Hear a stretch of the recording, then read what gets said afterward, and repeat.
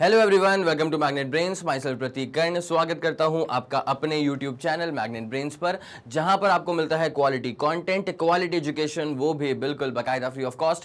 KG से लेकर के क्लास 12 तक का पूरा एजुकेशन सब आपको मिल जाएगा डिटेल्ड वीडियो फॉर्मेट में। और अगर आप हिंदी मीडियम के स्टूडेंट हैं तो भी आपको परेशान होने की कोई ज़रूरत नहीं है। बस आपको एक काम करना है, मैग्नेट ब्रेन्स हिंदी मीडियम के चैनल को जाकर के सब्सक्राइब कर लीजिएगा।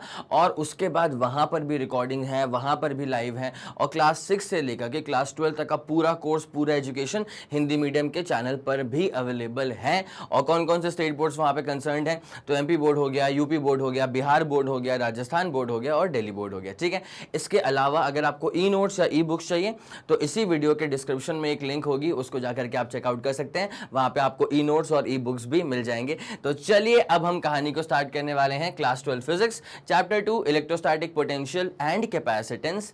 इसमें एक तरफा टॉपिक अब स्टार्ट हो चुका है, कॉम्बिनेशन ऑफ कैपेसिटर्स। ये वो टॉपिक है जो आपको हेल्प करेगा कमांड डेवलप करने में ओवर द सर्किट्स। ठीक है, कई लोग क्या होता है कि सर्किट से डरते हैं, वो समझते हैं कि भाई अगर हमने 10th क्लास में सर्किट को ढंग से नहीं पढ़ा था तो कभी भी सर्किट बनेगा ही नहीं। और कुछ लोग तो ये समझ जाते हैं कि यार सर्किट में कभी सीरीज हो जाता है, कभी पैरेलल हो जाता है, कभी करंट सेम रहता है, कभी पोटेंशियल सेम रहता है, या कुछ भी होता है वहां। तो कुछ लोग ये सोचते हैं भाई। ठीक है, तो बेटा वो जरूर ऐसा इसलिए आपको लग रहा होगा, या तो आपका पढ़ने का तरीका गलत होगा, या तो आपने ढंग से पढ़ा नहीं होगा, या तो सोर्स की भी गलती हो सकती है। ठीक है, but I will make sure कि आपको अब इसके अंदर कोई भी परेशानी नहीं रहेगी। बस इत्मीनान ये वाला लेक्चर देख लेना। यहां पे आपको सीरीज कॉम्बिनेशन क्या होता है, पैरेलल कॉम्बिनेशन क्या होता है, वो सब समझ में आ जाएगा। और उसके बाद इक्विवेलेंट कैपेसिटी निकालना भी आप सीख जाएंगे। ठीक है, तो चलिए बिना समय लगाए कहानी को स्टार्ट करते हैं।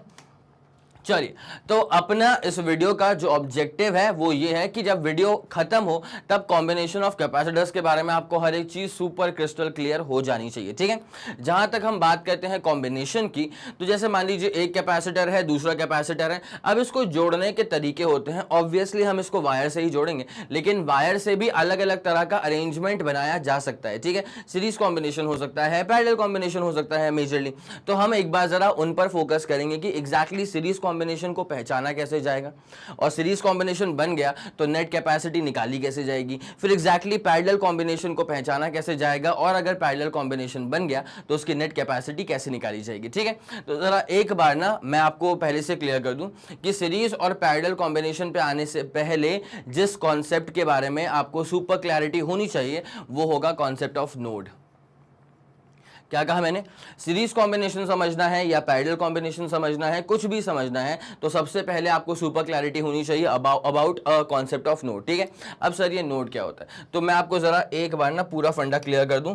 अच्छा, आप सब लोग जानते हैं कि कैपेसिटर का जो सर्किट सिंबल है, circuit symbol of capacitor, capacitor का जो सर्किट सिंबल है वो कैसा होता है, सब लोग को पता होगा। दो पैरेलल प्लेट्स बना दी जाती हैं, दो पैरेलल प्लेट्स बना दी जाती हैं। So this is a capacitor circuit symbol. और कैपेसिटर इज अ डिवाइस, उसकी जो प्रॉपर्टी होती है ना बेटा, उसे कहा जाता है कैपेसिटेंस, जिसको हम सिर्फ और सिर्फ सी से रिप्रेजेंट कर देंगे। और अगर आप भूल गए हैं तो मैं आपको याद दिला दूं कि कैपेसिटेंस की जो यूनिट होती है वो होती है farad. It's as simple as that. ठीक है, अब जहां तक हम बात करते हैं नोड के बारे में, किसके बारे में बात करना है अब बात करना है अपने को नोड के बारे में। तो सर्किट सिंबल आपको दिखा दिया, अब जरा एक बार नोड समझ लो, नोड क्या होता है। जैसे मान लो कि मैंने ना दो कैपेसिटर लेकर के आ गया मैं, ये पहला वाला कैपेसिटर, ये दूसरा वाला कैपेसिटर। इसकी कैपेसिटी C1 है, इसकी कैपेसिटी क्या है, C2 है। अभी इनके बीच में कोई नोड नहीं है, लेकिन अगर जैसे मान लीजिए कि मैं यहाँ पे एक और कैपेसिटर लेकर के आ गया, इसकी कैपेसिटी C3 है। ठीक है, इसकी जो कैपेसिटी है वो क्या है, C3 है। तो यहाँ पे ये जो जंक्शन बन रहा है ना, यहां पे ये तीनों वायर्स का जो इंटरसेक्शन पॉइंट बन रहा है ना, this particular point is basically called as a node. ठीक है, इस पॉइंट को कहा जाता है नोड, इस पॉइंट को कहा जाता है नोड। ठीक है, तो नोड एक ऐसा पॉइंट होता है जहां पे कम से कम 3 या 3 से ज्यादा, नोड एक ऐसा पॉइंट होता है जहां पे कम से कम 3 या 3 से ज्यादा वायर के पाथ जाकर के कनेक्ट हो रहे हों। ठीक है, जैसा कि मैं आपको याद दिला दूं, अगर मैं आपको थोड़ा सा यहां पे दिखा दूं इसको, तो जैसे मान लीजिए ये पाथ नंबर 1 है, ये पाथ नंबर 2 है, और ये रहा पाथ नंबर 3, ठीक है। तो यहाँ पे ये पाथ नंबर 1 था, ये पाथ नंबर 2 था, ये पाथ नंबर 3 था। तो ये अपने पास क्या बन चुका है, ये जो रेड वाला पॉइंट मैंने बना के रखा है ना बेटा, इस पॉइंट को अपन कहते हैं नोड, ठीक है। इस पॉइंट को अपन क्या कहते हैं, नोड। अब कुछ लोग सोच सकते हैं कि सर अगर एक पॉइंट अपन ऐसे ऊपर से ले आए, एक कैपेसिटर अगर हम ऐसे ऊपर से ले आए तो कोई दिक्कत वाली बात है क्या? तो मैंने बोला भाई कोई दिक्कत वाली बात नहीं है। आखिरकार मैंने क्या कहा था कि नोड एक ऐसा पॉइंट होता है जहां पे कम से कम 3 वायर के पाथ या 3 से ज्यादा, ठीक है, क्या कहा मैंने, जहां पे कम से कम 3 वायर के पाथ या 3 से ज्यादा वायर के पाथ अगर जाकर के किसी पर्टिकुलर पॉइंट पे जुड़ रहे होते हैं तो उस पर्टिकुलर पॉइंट को आरामदायक तरह से नोड कहा जा सकता है, ठीक है। तो क्या आप इस वाली बात को समझ चुके हैं? पक्का? तो नोड वाला फंडा आपको समझ में आ गया, ठीक है। अच्छा, अब मैं आपको ना एक और एग्जांपल देता हूं। एक काम तो करो, पहले ना मैं ये चाहूंगा कि आप एक बार जरा इसका स्क्रीनशॉट ले लें, ठीक है। तो नोड क्या होता है? नोड एक ऐसा पॉइंट होता है जहां पे कम से कम 3 या 3 से ज्यादा वायर के पाथ जाकर के आपस में इंटरसेक्ट हो जाते हैं, ठीक है। तो मैं इसको लिख दूं क्या यहाँ पे, node is a point. Node क्या है? Node is a point. और ये पॉइंट कहां पे आता है? हवा में आता है क्या? नहीं सर, नोड तो एक ऐसा पॉइंट है जो कि सर्किट में आता है। तो node is a point in the circuit at विच, जहां पर मिनिमम 3 और या 3 से ज्यादा, मिनिमम 3 और मोर देन 3 वायर पाथ्स, जहां पर 3 या 3 से ज्यादा वायर पाथ्स आर कनेक्टेड, जहां पे 3 या 3 से ज्यादा वायर पाथ जो हैं वो आपस में कनेक्ट हो जाते हैं। It is as simple as that. मैं ये चाहूंगा कि एक बार आप जरा इसका स्क्रीनशॉट ले लें, उसके बाद फिर मैं आपको कहानी में थोड़ा सा और डीप में लेके चलता हूं। ये वाला फंडा पूरा क्लियर हो चुका है? 3 2 1 रेडी गो, done done done done done done, ठीक है। तो नोड वाला पॉइंट आपको समझ में आ गया, ठीक है। अब एक और एग्जाम्पल लो। अगर मैं कभी आपसे बोल दूं कि ये मैंने बनाया, अच्छा मैं रजिस्टर का सर्किट भी तो बना सकता हूं। ये लो, ये सर्किट में रजिस्टर है,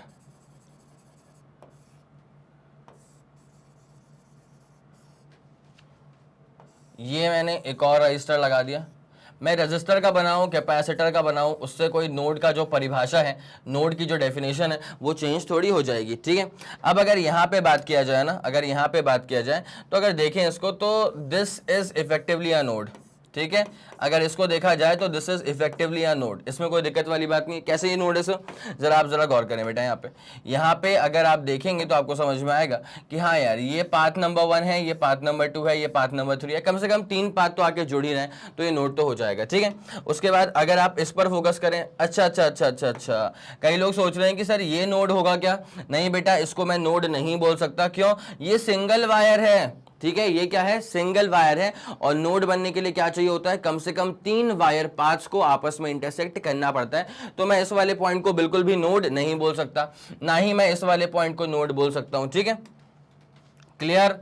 इस वाले पॉइंट को जरूर नोड बोला जा सकता है, इस वाले पॉइंट को भी जरूर नोड बोला जा सकता है, ठीक है। और इसको नोड नहीं कह सकता, इसको नोड नहीं कह सकता, और इस वाले पॉइंट को जरूर नोड कहा जा सकता है, ठीक है। मेरे ख्याल में यहां तक का फंडा आप लोग को सुपर क्लियर हो चुका होगा।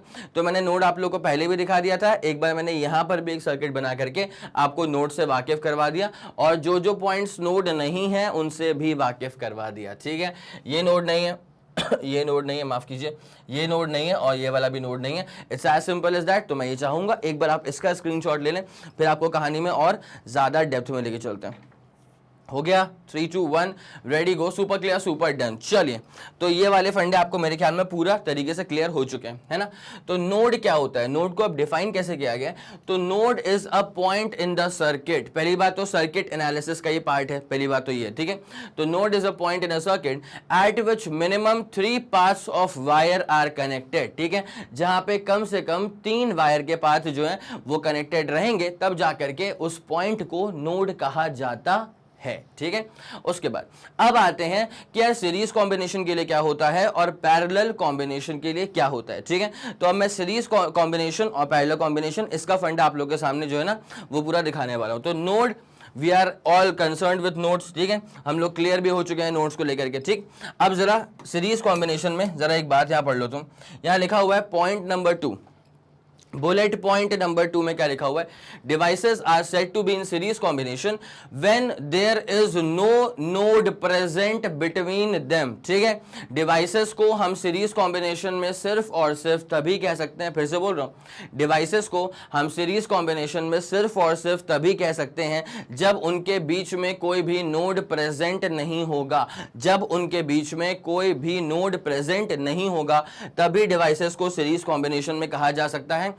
और जहां तक सवाल है कॉम्बिनेशन का, यहां पे वर्ड आ रहा है कॉम्बिनेशन। मैं सीरीज की बात करूंगा तो वो भी सीरीज कॉम्बिनेशन है, मैं पैरेलल की बात करूंगा तो वो भी पैरेलल कॉम्बिनेशन है। कॉम्बिनेशन का मतलब बेसिकली ये होता है कि मैं किसी एक डिवाइस की बात नहीं कर सकता हूं। अगर कॉम्बिनेशन हो रहा है तो दो डिवाइसेस होंगे या दो से ज्यादा डिवाइसेस होंगे। एक डिवाइस का क्या कॉम्बिनेशन हो सकता है? That makes no sense. ठीक है, चलिए, तो अब जहां तक सीरीज कॉम्बिनेशन की बात थी तो वहां पे लिखा हुआ था कि दो डिवाइसेस को सीरीज में तभी कहा जा सकता है जब उनके बीच में कोई नोड नहीं आ रहा हो। ठीक है, दो डिवाइसेस को सीरीज कॉम्बिनेशन में तभी कहा जा सकता है जब उनके बीच में कोई नोड नहीं आ रहा हो। ये पहला कैपेसिटर,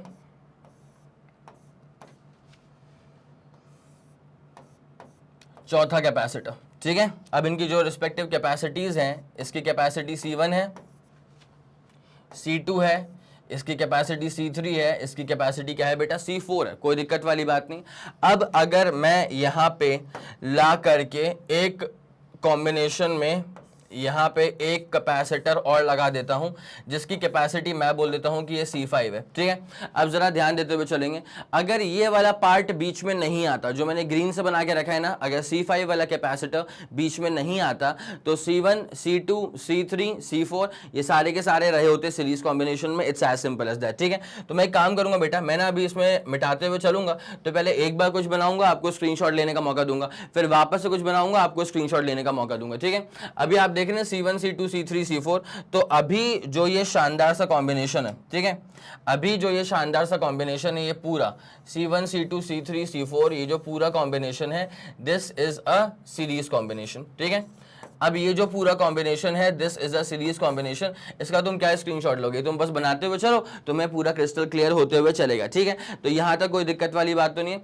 इन चारों को मैंने सीरीज कॉम्बिनेशन में क्यों कहा है? बिकॉज इनके बीच में कोई भी नोड मुझे नजर नहीं आ रहा। ठीक है, अगर नोड नहीं है मतलब सीरीज कॉम्बिनेशन में। It's as simple as that. ठीक है, ये आप लोगों ने बना लिया, इस सर्किट को आप लोगों ने ड्रॉ कर लिया और लिख लेना कि ये सीरीज कॉम्बिनेशन में है भैया। ठीक है, चलिए, अब आपको इसी के अंदर ना थोड़ा सा कार्यक्रम चेंज करके, अरे मत तो करो, इसी के अंदर आपको कार्यक्रम हल्का सा जो है चेंज करके दिखाया जाएगा। ठीक है, देखो भाई, अगर मैं ऐसा करता हूं ना, जो मैंने लास्ट टाइम बताया भी था आप लोग को, कि अगर मैंने एक कैपेसिटर यहाँ पे लगा लिया C5, ठीक है, तो जरा गौर करते हुए चलना अब यहाँ पे क्या होने वाला है। देखो, अब मैं इन चारों को, पहली बात तो इन चारों को मैं सीरीज में नहीं बोल सकता क्योंकि इनके बीच में एक नोड आ गया है। ठीक है, इनके बीच में, इन चारों के बीच में क्या आ गया? एक नोड आ गया ना। ठीक है, तो ये चारों एक साथ तो सीरीज में नहीं हो पाएंगे, लेकिन ये C1 और C2 जो है ना, ये जरूर सीरीज में हो जाएंगे। यहां तक हमें कोई दो राय नहीं है। ठीक है, बिकॉज जहां तक C1 और C2 की बात है तो उनके बीच में कोई भी नोड नहीं आ रहा है। और जहां तक यहां पे बात है C3 और C4 की, ठीक है, जहां तक बात है C3 और C4 की, तो ये वाला भी कॉम्बिनेशन जो है ना वो सीरीज में हो जाएगा। ठीक है, कोई दिक्कत वाली बात तो नहीं। अब अगर आपके दिमाग में आ रहा है कि सर ये C5 का क्या होगा, ये किसके साथ कौन से कॉम्बिनेशन में जा रहा है, तो मैं उसको पूरा क्लियर करता हूं। और एक बात, एक बहुत बड़ा मिथ होता है, वो मैं क्लियर कर दूं आप लोग को। कई दफा लोग क्या समझ जाते हैं कि अगर डिवाइसेस सीरीज में नहीं है तो वो पैरेलल में ही होंगे। भाई ऐसा कुछ नहीं होता है, ऐसा कोई एसेंशियल पार्ट नहीं है कि अगर डिवाइसेस सीरीज में नहीं है तो वो पैरेलल में होंगे। ऐसा कुछ नहीं होता भाई। ठीक है, सीरीज है तो चेक करो अलग से, पैरेलल है तो चेक करो अलग से। ठीक है, तो ये वाला फंडा भी क्लियर हो गया बेटा आप लोग को।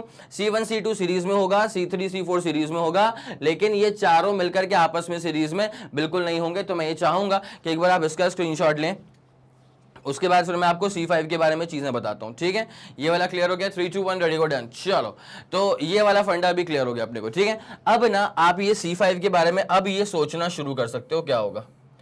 इसे गायब कर देते हैं।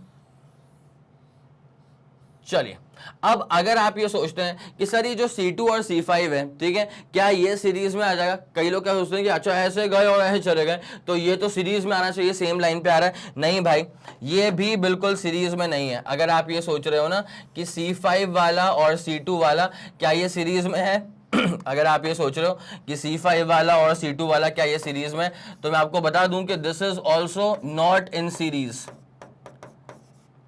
और आप लोग सब इस बात से पूरा वाकिफ होंगे कि अगर डिवाइसेस को सीरीज में रहना है तो सबसे इंपॉर्टेंट कंडीशन क्या है कि उनके बीच में कोई नोड नहीं आना चाहिए। यहां पे वही तो लिखा हुआ था, devices are said to be in series combination only when there is no node present between them. ठीक है, अगर आप यहां पे गौर करेंगे C2 और C5 के ऊपर, C2 और C5 के ऊपर, तो इनके बीच में एक बहुत ही इफेक्टिव नोड आपको नजर आ रहा होगा। ये बीच में क्या है बेटा, ये बीच में यहां पे क्या बन रहा है, ये क्या बन रहा है, ये क्या बन रहा है, ये क्या बन रहा है, नोड बन रहा है। अब तुम जब C2 से C5 जाओगे तो बताओ भाई, तुम्हें नोड से तो पास होके जाना पड़ेगा ना यार।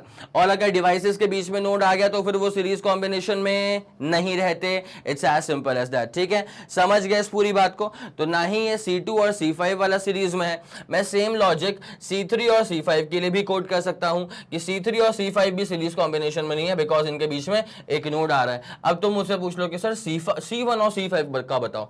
भाई C1 से C5 जाऊंगा तब तो पहली बात नोड तो वही वाला आ ही रहा है, C4 से जाऊंगा C5 तब भी नोड आ रहा है। तो इतनी सी बात दिमाग में डाल लें कि अगर डिवाइसेस के बीच में नोड आ गया तो फिर वो सीरीज कॉम्बिनेशन में नहीं रहने वाले। It's as simple as that. ठीक है, ये वाला फंडा मेरे ख्याल में आप लोग को सुपर क्लियर हो चुका होगा।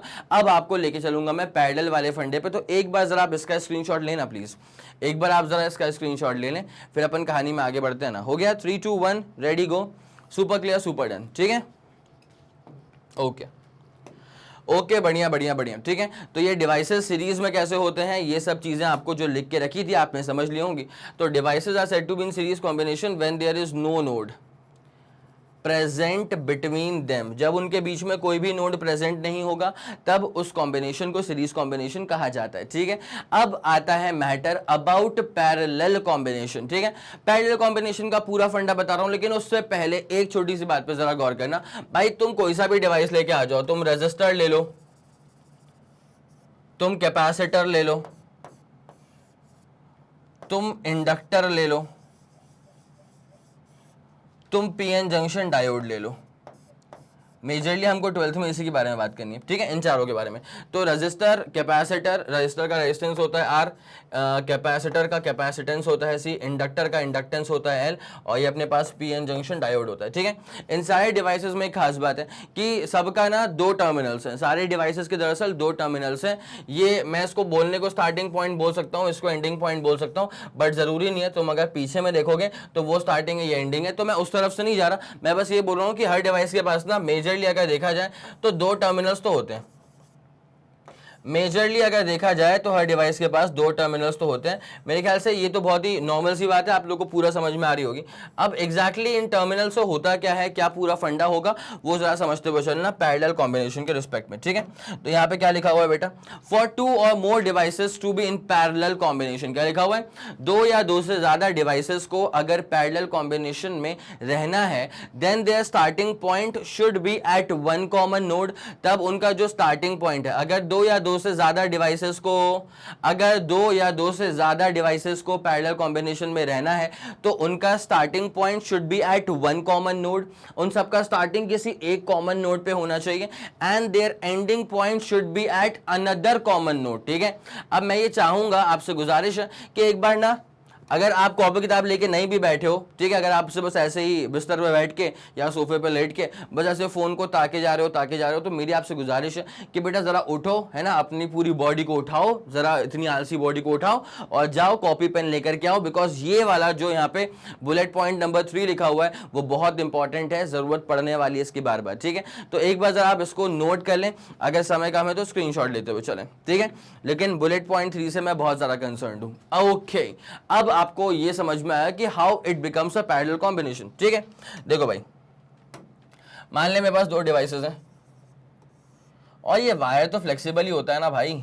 ये जो वायर है, ये वायर तो होता, अरे ये जो वायर है ये तो होता फ्लेक्सिबल ही है। तो मान ले कि मेरे पास 2 डिवाइसेस हैं, इसकी कैपेसिटी कितनी है, C1 है, और इसकी जो कैपेसिटी है ना वो कितनी है बेटा, C2 है। तो अब अगर इनको पैरेलल कॉम्बिनेशन में होना है तो वो पैरेलल कॉम्बिनेशन में तब हो पाते हैं जब इनका स्टार्टिंग पॉइंट किसी एक कॉमन नोड पे अटैच्ड हो और इनका एंडिंग पॉइंट किसी एक कॉमन नोड पे अटैच्ड हो। ठीक है, अब इसका पूरा मतलब क्या हुआ, तो let me help you with this. आप लोगों ने अपने 10th क्लास की जर्नी में इस तरह का डायग्राम देखा होगा, यहां पर भी ऐसे ही बनेगा, वाई फ्लेक्सिबल है ना भैया, ठीक है। अब जरा गौर करना क्या हुआ है, C1 का और C2 का इन दोनों का स्टार्टिंग पॉइंट सेम जगह पे आ रहा है। C1 का और C2 का इन दोनों का स्टार्टिंग पॉइंट जो है वो सेम जगह पे आ रहा है, और C1 का और C2 का इन दोनों का जो एंडिंग पॉइंट है वो सेम जगह पे आ रहा है। तो अगर सेम जगह पे आ रहा है तो it becomes a parallel combination, ठीक है। तो मैं इसको ऐसे लिख दूं क्या कि they are basically having a common starting point, मैं इसको ऐसे लिख ही देता हूं ना, ठीक है, कि they are basically having a common starting point, they are basically having a common starting point, और यहां पे they are basically having a common ending point also, ठीक है। इनका कॉमन स्टार्टिंग पॉइंट है and they are having a common ending point also. It's as simple as that. मेरे ख्याल से आप लोग को ये वाली कहानी पूरी बेहतरीन तरह से समझ में आ रही होगी कि अगर पैरेलल कॉम्बिनेशन बनाना है तो स्टार्टिंग पॉइंट सेम जगह होना चाहिए, एंडिंग पॉइंट सेम जगह होना चाहिए। It's as simple as that, ठीक है। चलिए अब मैं आपको ना एक और छोटा सा लेकिन बहुत ही प्यारा सा एग्जाम्पल बताता हूं, ठीक है। शुरुआत करते हैं कैपेसिटर, कैपेसिटर, कैपेसिटर, कैपेसिटर, ठीक है। अब उसके बाद यहां पे अपन लेकर के आते हैं एक कैपेसिटर, यहां पे अपन लेकर के आते हैं एक कैपेसिटर,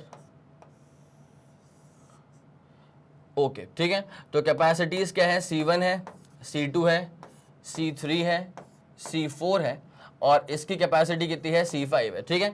अब जरा आप गौर फरमाते हुए चलेंगे। पहली बात, जहां तक सीरीज कॉम्बिनेशन से हम कंसर्न्ड हैं तो हम बाकायदा और बड़े आराम से कह सकते हैं इसको कि ये जो C1 C2 C3 बना हुआ है, इनका जो शानदार सा कॉम्बिनेशन अभी नजर में आ रहा है, this is absolutely a series combination, क्योंकि C1 C2 और C3 के बीच में कोई नोड नहीं आ रहा है। अब अगर तुम मुझे बोलो कि सर ये वाला नोड तो आ रहा है, अब अगर तुम मुझे बोलो कि सर ये वाला नोड आ रहा है, ये वाला नोड आ रहा है, तो मैं बोलूंगा भाई ध्यान दो, भाई ध्यान दो, C1 C2 और C3 के बीच में थोड़ी आ रहा है, ये जो नोड है ये वाला और ये वाला वो तो कॉम्बिनेशन के बाहर आ रहा है ना।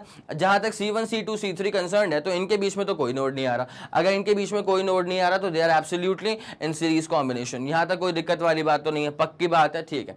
मैं चाहूंगा एक बार आप इसका स्क्रीनशॉट ले लो, फिर मैं इसमें अगले दो कंडेंसर को पकड़ता हूं और उनके कॉम्बिनेशन के बारे में बातचीत करता हूं। ये वाला फंडा क्लियर है? 3 2 1 रेडी गो, डन, ओके डन सर। ये वाला पूरा फंडा क्लियर हो गया। तो अगर डिवाइसेस को सीरीज कॉम्बिनेशन में रहना है तो उनके बीच में कोई नोड नहीं आना चाहिए, और अगर डिवाइसेस को पैरेलल कॉम्बिनेशन में रहना है तो they should be having a common starting node and they should be having a common ending point. It's as simple as that, ठीक है। चलिए ये वाला फंडा क्लियर हो कि हाँ भाई ये तो सीरीज में थे, ठीक है। अब कई लोग ये सोचते हैं वो C5 लिखा था ना भाई, C5। अब कई लोग ये सोचते हैं कि सर ये जो C5 वाला है और C4 वाला है क्या ये सीरीज में हो पाएगा। कई लोग सोचते हैं कि सर ये जो C5 वाला है और जो C4 वाला है क्या ये सीरीज में हो पाएगा।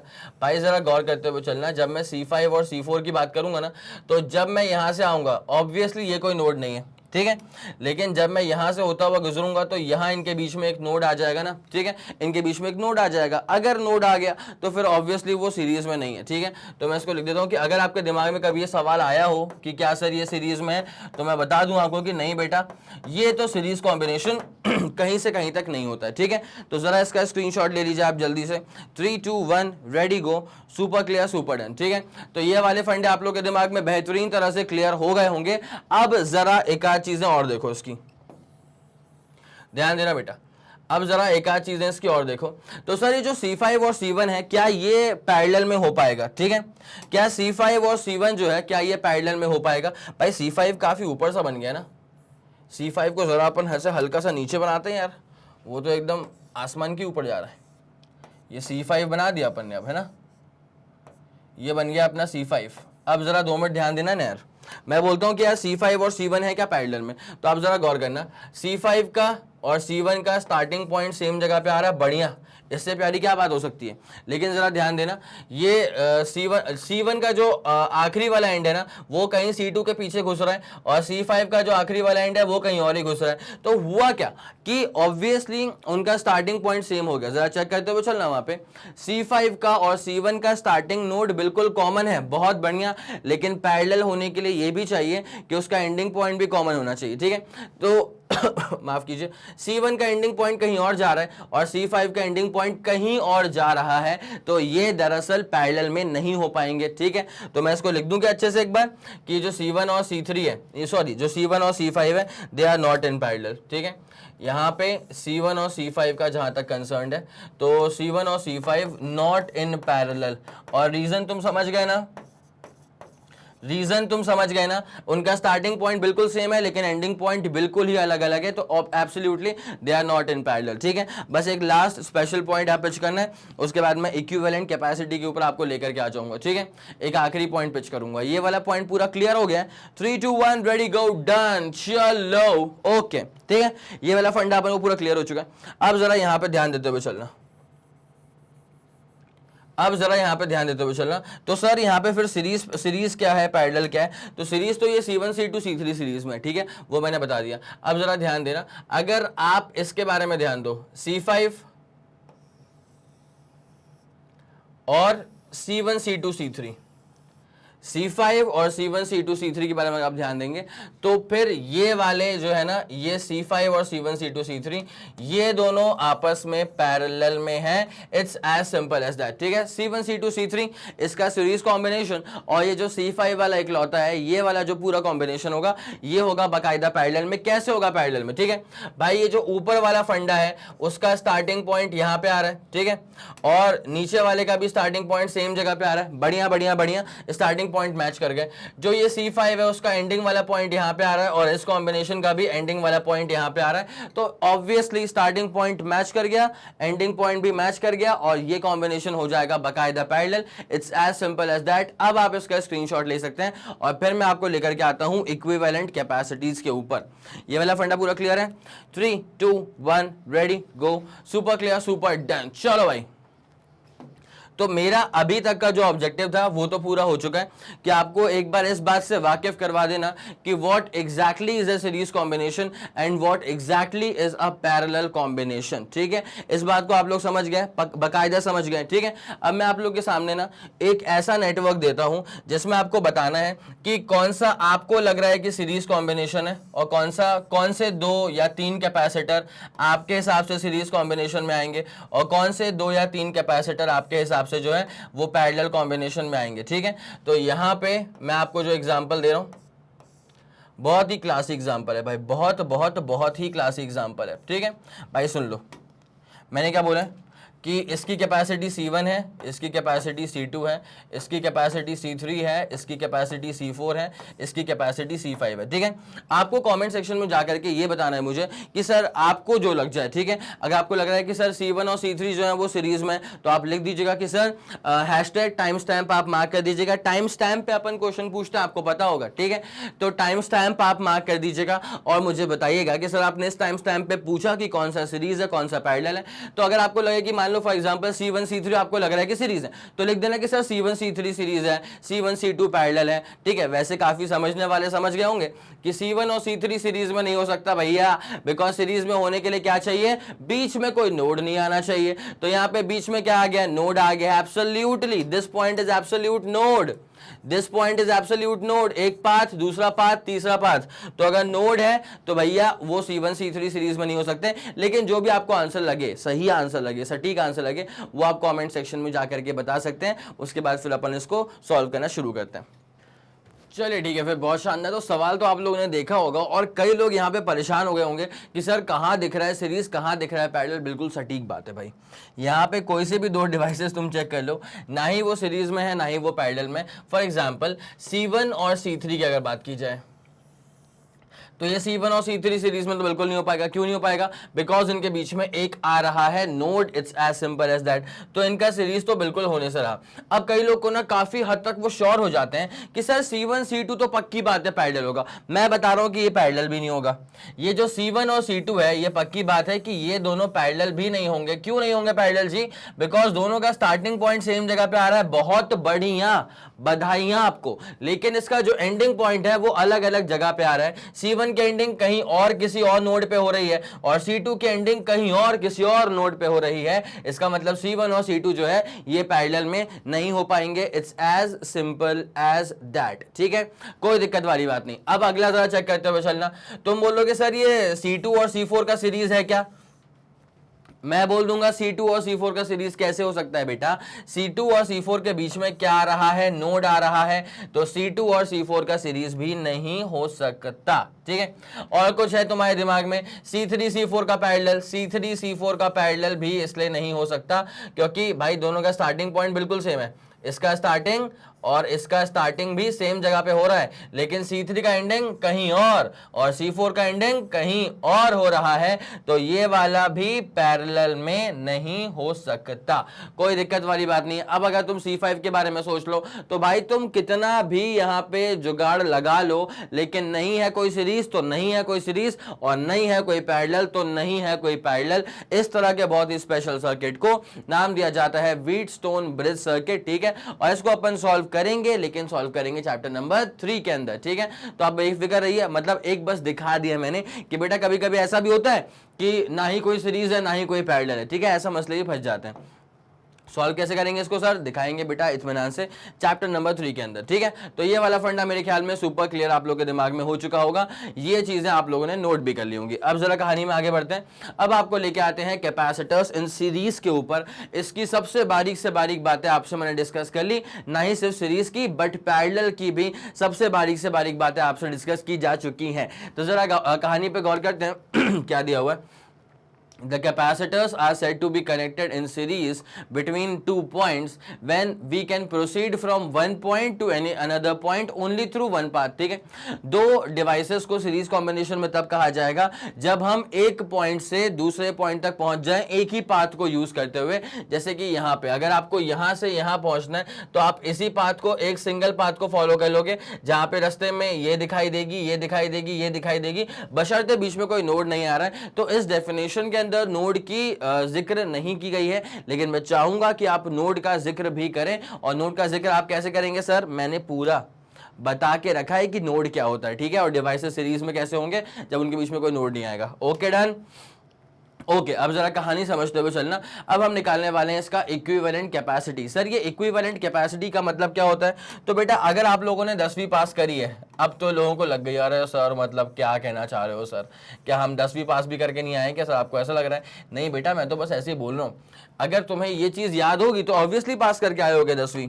अगर मैं बोलता हूँ कि भाई एक डिवाइस ये 2 वाला है, ये 3 वाला है और ये 5 ओम वाला डिवाइस है, अब मुझे बताओ कि इसका जो इक्विवेलेंट सीरीज कॉम्बिनेशन है तो वो क्या होगा? तो भाई जिसको याद है उसको याद है, और जिसको याद है उसका आंसर, जिसको याद है उसको याद है, और जिसको याद है उसका आंसर ऑब्वियसली क्या होगा? 2 बोले तो 3 बोले तो 5 बोले तो 10 ओम्स, ठीक है, सीरीज कॉम्बिनेशन में। अब ये अपन क्या करेंगे ना, इन तीनों को हटा करके सिर्फ एक रजिस्टर ले आएंगे जिसकी जो कैपेसिटी है वो 10 ओम के बराबर होगी, बिकॉज इस सीरीज कॉम्बिनेशन का जो इक्विवेलेंट कैपेसिटी है वो स्वयं 10 ओम के बराबर है। It's as simple as that, ठीक है। चलिए एक और फंडा आप लोग के लिए मैं क्लियर कर देता हूं। मान लो बेटा अगर यहाँ पे, अब ये आप मुझे बताओगे बेटा कि आपको रेजिस्टेंस की इक्विवेलेंट कैपेसिटी, रेजिस्टेंस का इक्विवेलेंट रेजिस्टेंस निकालना आप लोग को आता है कि नहीं आता है? सीरीज कॉम्बिनेशन का और पैरेलल कॉम्बिनेशन का क्लास 10th में सीखा हुआ है, ठीक है। अच्छा मैं यहाँ पे भी सिखा दूंगा क्लास 12th में, लेकिन चैप्टर 3 में सिखाऊंगा, ठीक है। रेजिस्टेंस की जहां तक बात है तो इसका तो मसला शुरू होगा चैप्टर 3 के अंदर। भाई यहाँ पे जब अपन इसको सॉल्व किया करते थे तो अपना जो इक्विवेलेंट आया करता था वो ऐसा आया करता था, सिर्फ और सिर्फ 2 ओम्स के बराबर, सिर्फ और सिर्फ 2 ओम्स के बराबर। It's as simple as that. मेरे ख्याल से आप लोगों को फंडा समझ में आ रहा होगा कि हाँ सर ये कॉम्बिनेशन को रिमूव करके हम अगर सिर्फ एक ही रेजिस्टर यूज कर लेंगे जिसकी जो रेजिस्टेंस होगी वो अगर 2 ओम्स के बराबर होगी तो ये अकेला इकलौता डिवाइस भी एग्जैक्टली वैसे ही काम करेगा जैसे कि ये पूरा कॉम्बिनेशन हमें काम करके दिया करता था, ठीक है। तो इक्विवेलेंट रेजिस्टेंस निकालने से ये फायदा होता है।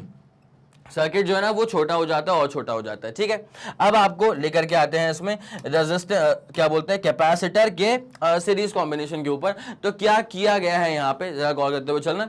एक प्लस क्यू, एक नहीं है, बहुत सारा पूरा मतलब चार्ज कॉम्बिनेशन दे दिया गया, ठीक है। तो let plus Q unit of charge be given to the left plate of C1, ठीक है।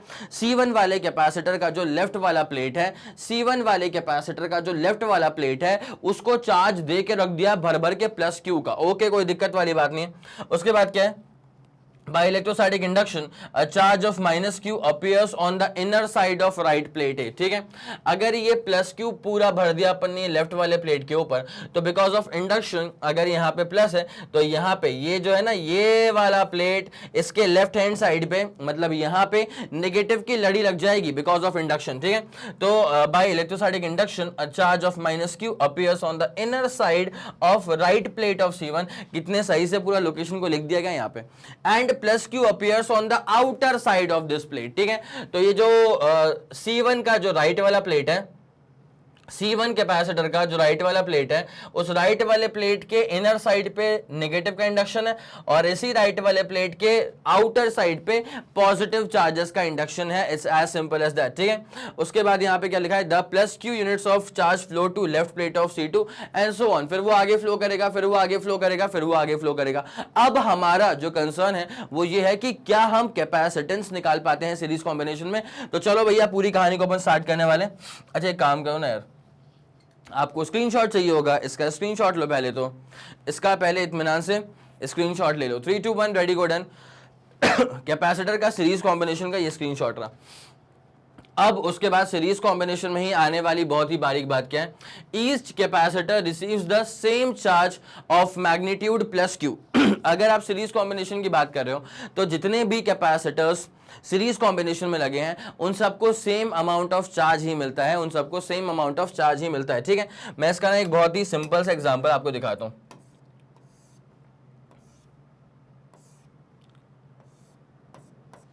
एक कैपेसिटर, दूसरा कैपेसिटर, तीसरा कैपेसिटर, ठीक है, चौथा कैपेसिटर, पांचवा कैपेसिटर, छठवां कैपेसिटर, ठीक है, कोई दिक्कत वाली बात नहीं है। सातवां कैपेसिटर, ठीक है।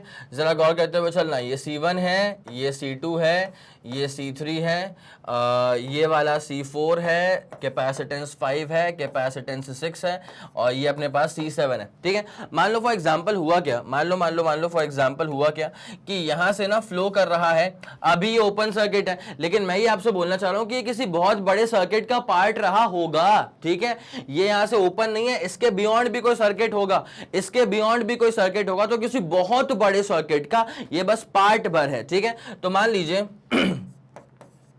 अगर यहां से चार्ज मूव करके आ रहा है 100 माइक्रोकूलम, ठीक है।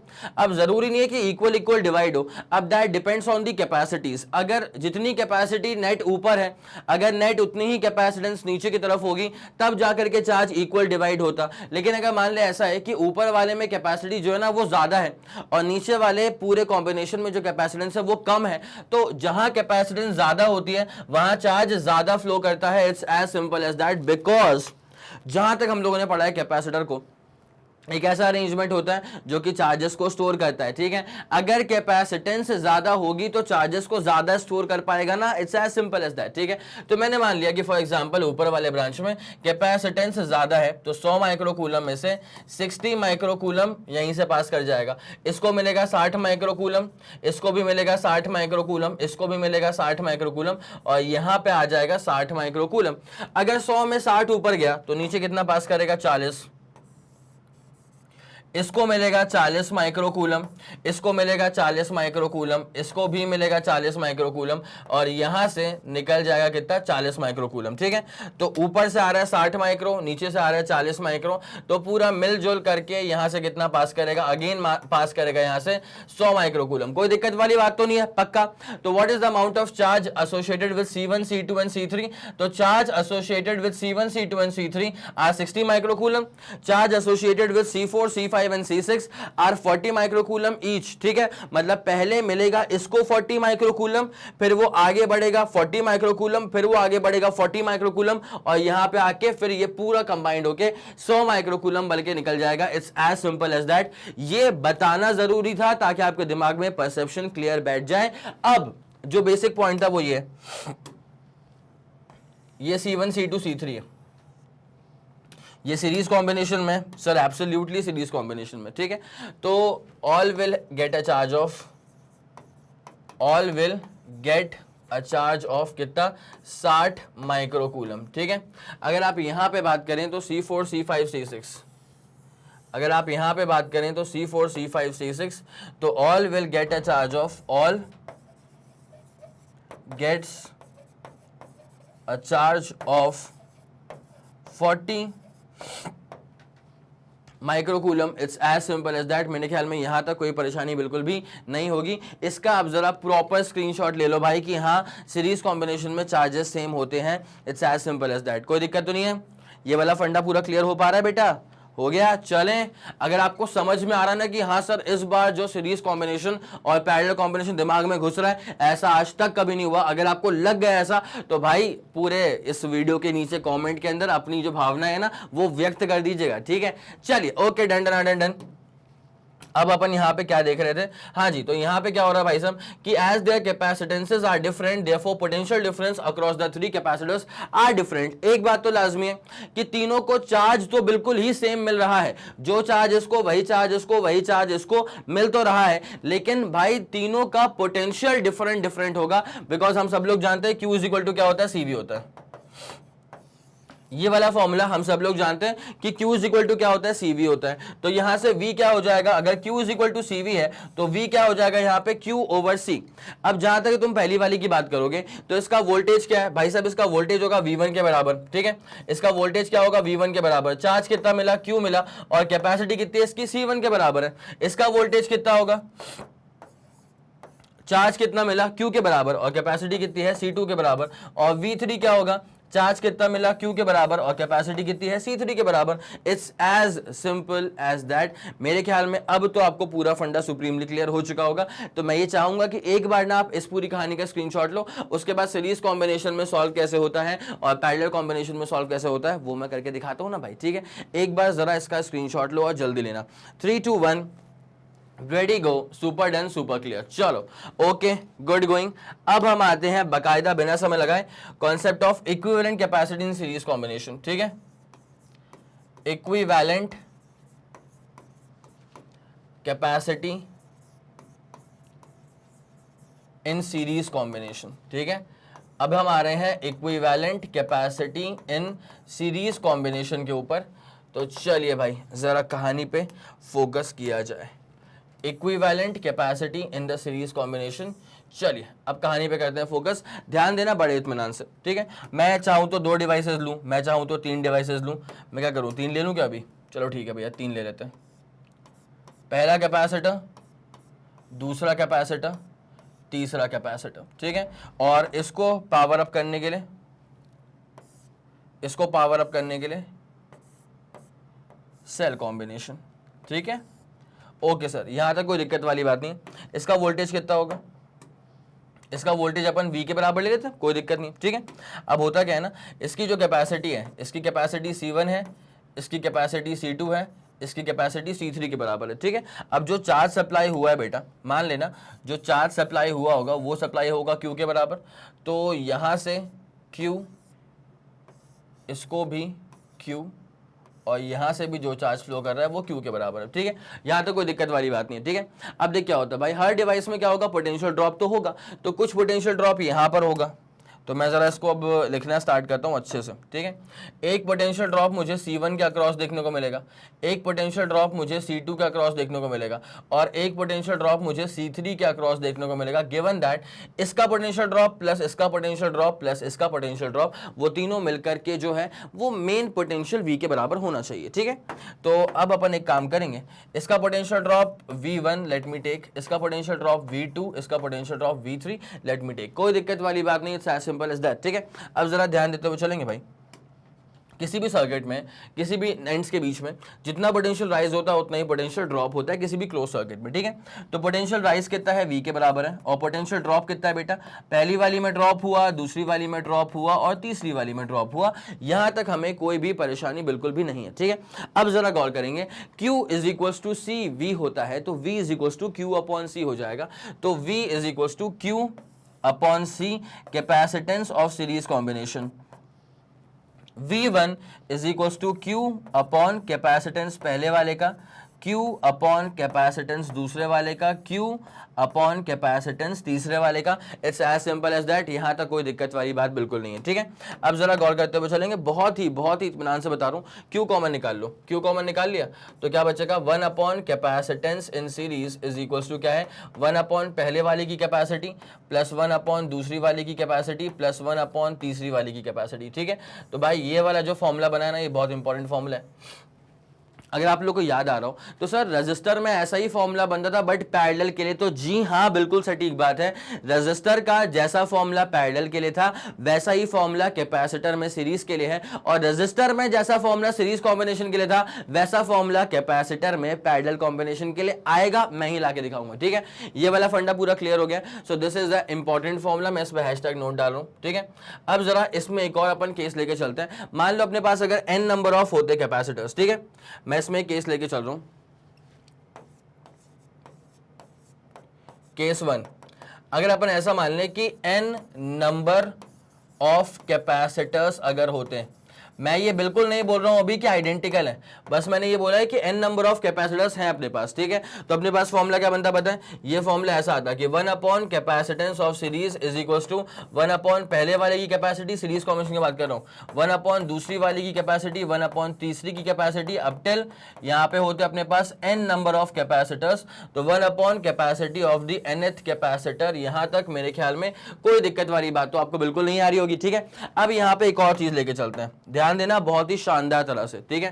केस अपन लेके चलते हैं यहां पे दूसरा, वो केस 2 क्या है, n आइडेंटिकल कैपेसिटर्स, मतलब कैपेसिटी बिल्कुल सेम है, n आइडेंटिकल कैपेसिटर्स, इसका मतलब कैपेसिटी बिल्कुल सेम है, एकदम सेम है, ठीक है। तो इस वाले केस में क्या होने वाला है सुनते हुए चलो। ये ऐसा होता कि 1 upon capacitance of series combination is 1 upon C plus 1 upon C plus 1 upon C, up till ये मुझे करना पड़ता n टाइम्स, अप टिल ये मुझे करना पड़ता n टाइम्स 1 अपॉन सी, ठीक है। अब जरा गौर करना क्या हुआ, बस कहानी निपटने पे है।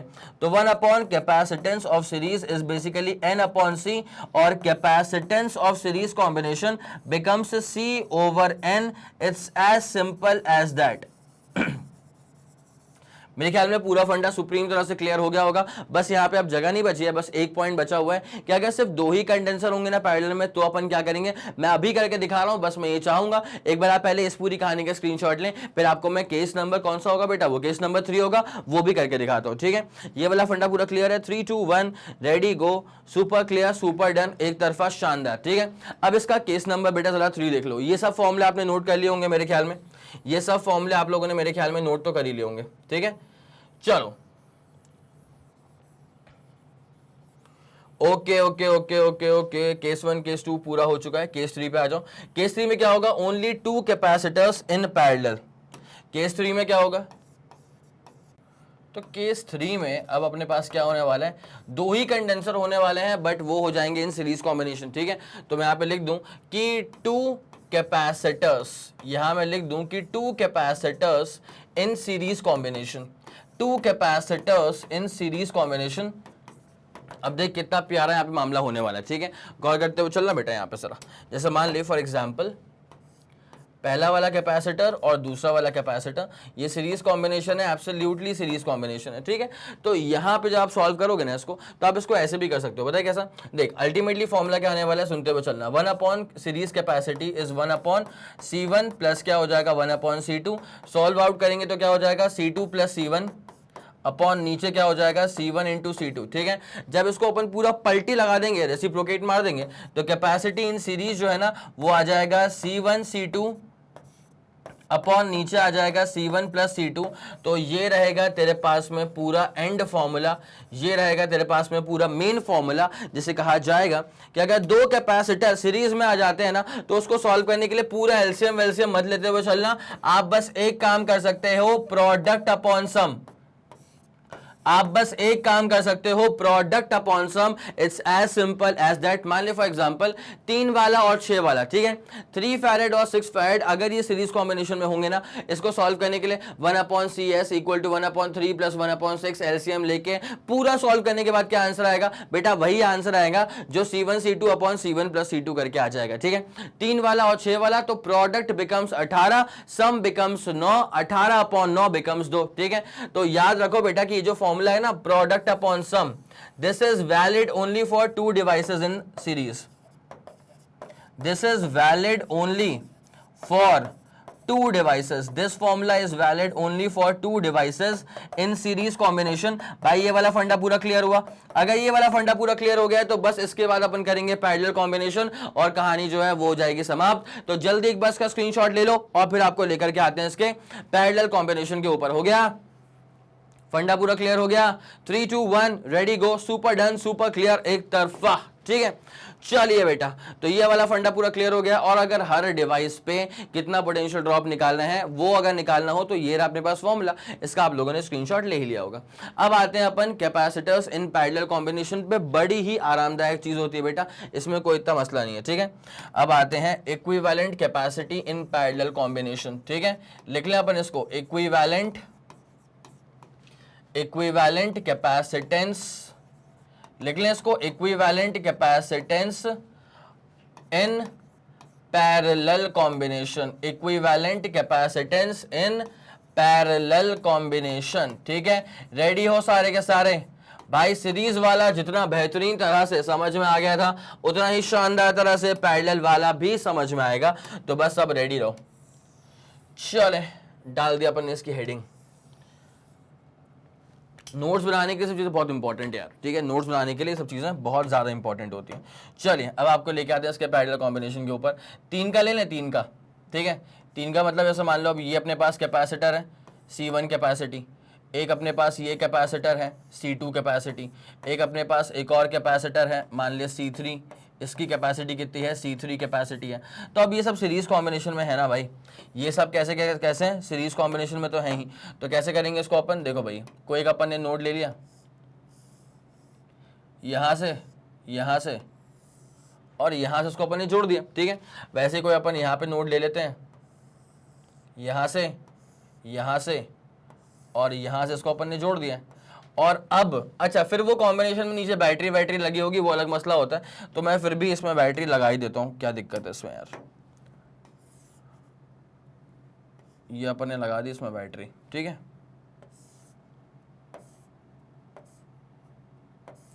सेल लगाऊं बैटरी लगाऊं जो भी है, पोटेंशियल राइज ही क्रिएट करेगा ना बस, ठीक है। चलो, सर्किट हो चुका है अपना पूरा पूर्ण, ठीक है। इसका वोल्टेज कितना है, मान लो इसका पोटेंशियल है V के बराबर, ठीक है।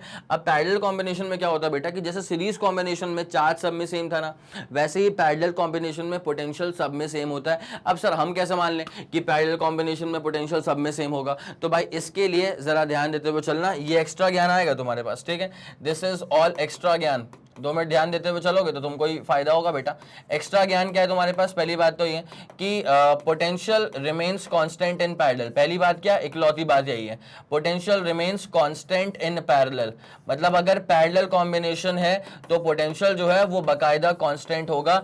अब इसका क्या सबूत है तो जरा गौर करेंगे। जैसे मान लीजिए अपन ने एक पॉइंट लिया A, अपन ने एक पॉइंट लिया B, ठीक है, और मैंने बोला कि यार A और B को ना अपन ने अटैच कर दिया है मान लो एक सेल में, A और B को हमने अटैच कर दिया है मान लो एक सेल में, उसका वोल्टेज क्या है 10 वोल्ट के बराबर है। तो कोई अगर मुझसे पूछे कि सर A और B का पोटेंशियल ड्रॉप क्या होगा, तो मैं तो बोल दूंगा भैया 10 वोल्ट होगा, बिकॉज 10 वोल्ट की बैटरी वहां पे घुसी हुई है, ठीक है। अब अगर कोई यहाँ पे ला करके कोई भला आदमी अगर यहाँ पे एक कंडेंसर लगा दे, बोल दे C1 है कैपेसिटी, तो कोई मुझसे पूछे कि सर C1 में क्या होगा पोटेंशियल डिफरेंस, तो मैं तो बोलूंगा बेटा C1 लगा है A और B के बीच में, तो वही होगा पोटेंशियल डिफरेंस जो A और B का था, ठीक है। तो आंसर कितना आ गया अपना, 10 वोल्ट आ गया। मैंने बोला बहुत बढ़िया, अच्छा चल रहा है बेटा, भी अच्छा चल रहा है, अच्छा चल रहा है।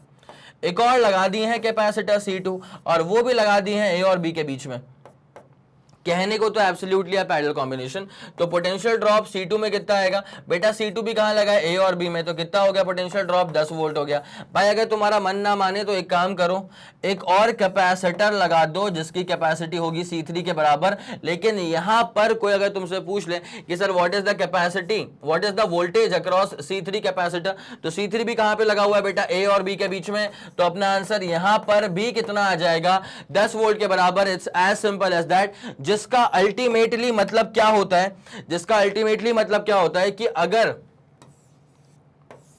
डिवाइसेस पैरेलल में हैं, C1 and C2 and C3 are in parallel, अगर डिवाइसेस पैरेलल में हैं तो उनका पोटेंशियल डिफरेंस कांस्टेंट होता है। C1 का भी 10 वोल्ट, C2 का भी 10 वोल्ट और C3 का भी 10 volt. It's as simple as that. So this was a very very very important statement, ठीक है, this was a very very very important statement. जल्दी इस पूरी कहानी का स्क्रीनशॉट लेंगे, उसके बाद डेरिवेशन पे फट से कूदते हैं अपन, ठीक है, कोई दिक्कत वाली बात नहीं है। 3 2 1 ready go, super done, super clear, ठीक है, ये वाला फंडा अपना पूरा क्लियर हो चुका है भाई। अब आ जाइए इसके प्रॉपर डेरिवेशन के ऊपर, ठीक है। तो देखो क्या होता है भाई, पोटेंशियल, अच्छा सब में तो पोटेंशियल ड्रॉप फिर सेम ही ना होगा। अगर इसका V था तो यहां पर भी कितना होगा पोटेंशियल ड्रॉप, V के बराबर ही होगा। यहां पर भी कितना होगा पोटेंशियल ड्रॉप, V के बराबर ही होगा। और यहां पर भी कितना होगा पोटेंशियल ड्रॉप, अच्छा इसका भी, अरे रे अच्छा इसका कर देते हैं, ऐसे करते हैं, इसका पोटेंशियल ड्रॉप भी V के बराबर, C1 का V के बराबर, C2 का V के बराबर, C3 का भी किसके बराबर, V के बराबर, सब में पोटेंशियल ड्रॉप सेम है, ठीक है। अब मसला है करंट का, सुनते हुए चलना, गलती मत करना रे।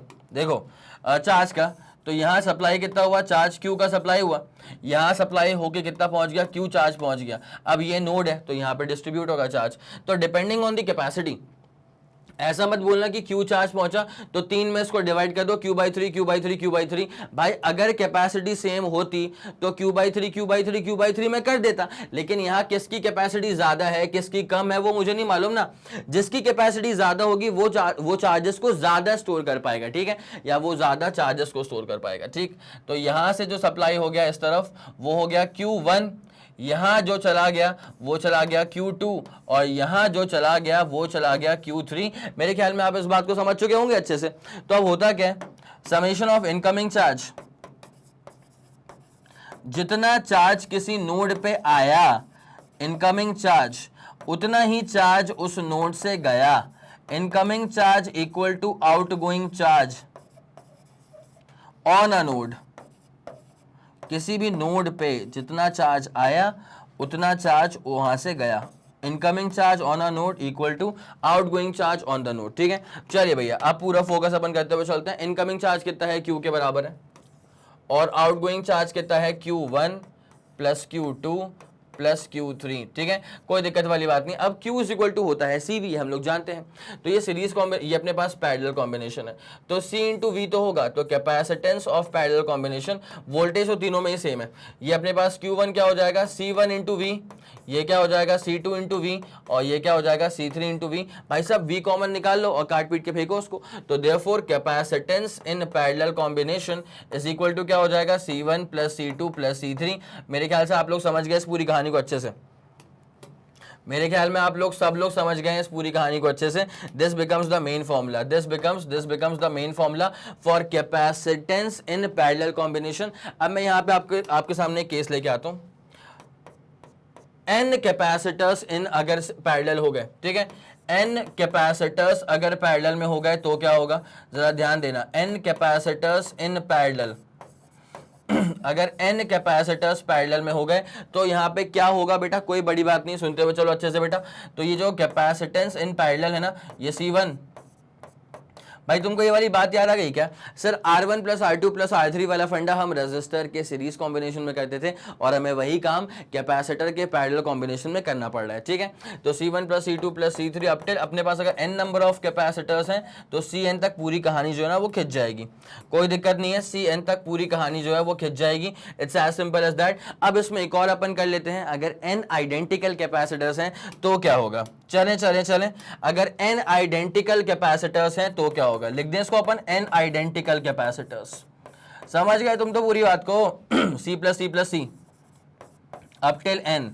तो n आइडेंटिकल कैपेसिटर्स में होने वाला ये है कि कैपेसिटी इन पैरेलल कॉम्बिनेशन जो है ना वो ऐसा हो जाता है C plus C plus C up till ये चलेगा अपने पास टोटल n टाइम्स, ये चलेगा अपने पास total n times plus C करके, ठीक है। तो अपने पास कैपेसिटेंस ऑफ पैरेलल कॉम्बिनेशन जो है वो क्या हो जाएगा भाई C plus C up till n times, this becomes n times C, it's as simple as that, this becomes n times C, it's as simple as that. जल्दी इस पूरी कहानी का स्क्रीनशॉट लो और उसके बाद अपन एक न्यूमेरिकल सॉल्व करते हैं इस पूरे फंडे के ऊपर और बस ये लेक्चर खत्म हो जाएगा, ठीक है। तो मैं उम्मीद कर रहा हूं कि आपको सीरीज और पैरेलल कॉम्बिनेशन मैंने बहुत ही इत्मीनान से बताया है तो आपको समझ में आया होगा। अगर आपको सही लगा, अच्छा लगा, पसंद आया, लगा कि भैया आपकी प्रॉब्लम सॉल्व हो गई है तो वीडियो को लाइक करते हुए चलना और शेयर भी करते हुए चलना, ठीक है। तो जल्दी इसका स्क्रीनशॉट लेंगे फिर अपन इसके एक न्यूमेरिकल के ऊपर जल्दी कूदेंगे। हो गया 3 2 1 ready go, super clear, super done. चलो भैया,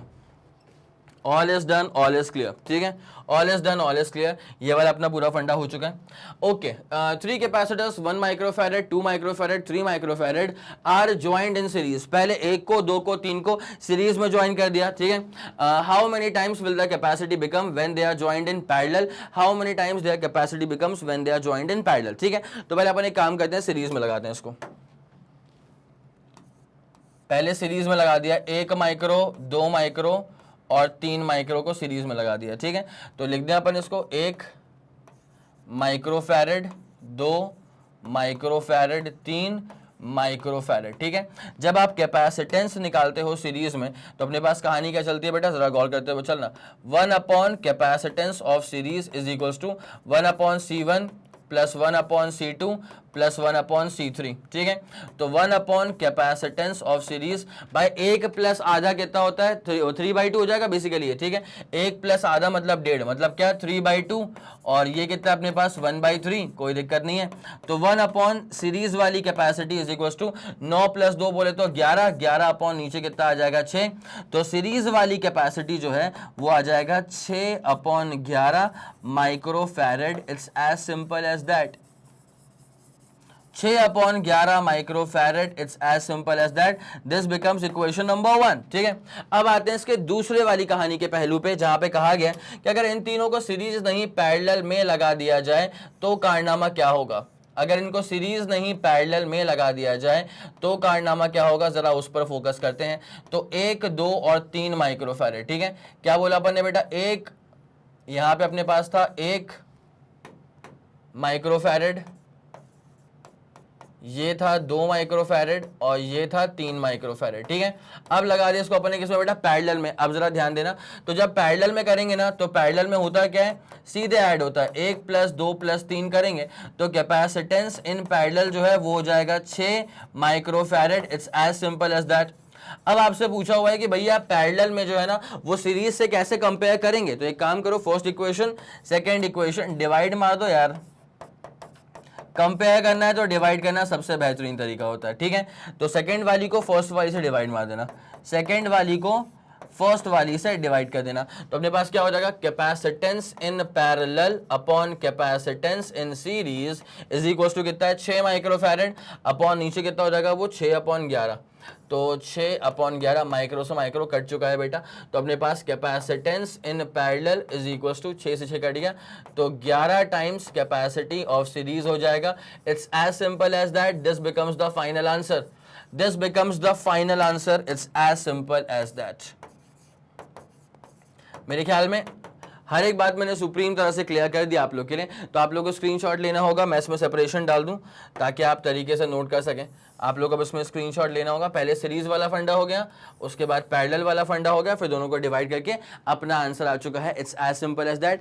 अगर आप लोगों ने सवाल का स्क्रीनशॉट नहीं लिया था बेटा तो सवाल का स्क्रीनशॉट लो, जल्दी मेरे साथ ही ले लो, क्या दिक्कत वाली बात है। 3 2 1 रेडी गो डन। और उसके बाद ये रहेगा आपके पास में इसका कंप्लीट सोल्यूशन, ठीक है।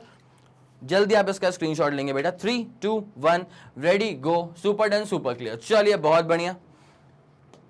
तो ये कॉम्बिनेशन ऑफ कैपेसिटर्स का पूरा फंडा जो है वो आप लोगों को मैंने सुप्रीम तरह से क्लियर कर दिया। इस वीडियो का ऑब्जेक्टिव था कि आप लोग इसमें फर्क करना सीख जाएं कि सीरीज कॉम्बिनेशन क्या होता है, पैरेलल कॉम्बिनेशन क्या होता है, नोड क्या होता है, कैसे निकाली जाती है इक्विवेलेंट कैपेसिटी सीरीज कॉम्बिनेशन में और कैसे निकाली जाती है इक्विवेलेंट कैपेसिटी पैरेलल कॉम्बिनेशन में। इस बात को आप लोग भली भांति समझ चुके हैं। अगर आपको ये वीडियो पसंद आया, अगर आपको लगा कि वीडियो देख करके आपकी बहुत हेल्प हुई है, आपके सारे कॉन्सेप्ट क्रिस्टल क्लियर हो गए हैं, तो इस वीडियो पे अपना प्यार बरसाइए, इसको लाइक करिए, इसको शेयर करो अपने दोस्तों के साथ और सबको बता दो कि मैग्नेट ब्रेन्स के चैनल पे फिजिक्स में क्या क्या चीजें ऐड हो चुकी हैं प्लेलिस्ट के अंदर और क्या जबरदस्त चीजें और भी ऐड होने वाली हैं। ठीक है, अगर आप हिंदी मीडियम के स्टूडेंट्स हैं तो भी परेशान होने वाली कोई बात नहीं है। इतनी ही इंटेंसिटी से इतना ही शानदार काम हिंदी मीडियम के चैनल पर भी चल रहा है। मैग्नेट ब्रेन्स हिंदी मीडियम को जाकर के सब्सक्राइब कर लेंगे तो वहां पर भी आपका पूरा काम जो है वो डंडन हो जाएगा। ठीक है, तो अब क्लास करें यहीं पे खत्म। और जैसे कि आप लोग जानते हैं कि मैग्नेट ब्रेन जो प्रोवाइड करता है वो है English medium as well as Hindi medium वाली classes with entire full complete syllabus coverage, CBSE board, Delhi board, Bihar board, UP board, MP board, Rajasthan board, वैदिक मैथ्स क्रैश कोर्स और स्पोकन इंग्लिश। इसके अलावा अगर आपको कोई भी इंफॉर्मेशन चाहिए तो आप मैग्नेट ब्रेन्स के ऑफिशियल वेबसाइट पर विजिट कर सकते हैं। Thank you so much.